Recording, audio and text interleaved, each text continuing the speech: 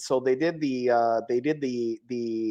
um what's it called? It's basically they were testing photons and how the photons interfere with each other whenever they go through the slits. So it was like the slit experiment, the double slit experiment. That's what it's called. Yeah. Thank you. So the double slit experiment, basically, whenever they did the double slit experiment, it ended up to where everybody was like, oh, so observation influences reality and all this bunch of other stuff that they were like basically trying to have an idea of. Well, then somebody actually disproved that that any person would necessarily need to observe it, only that it was observed, and in the process disproved consciousness.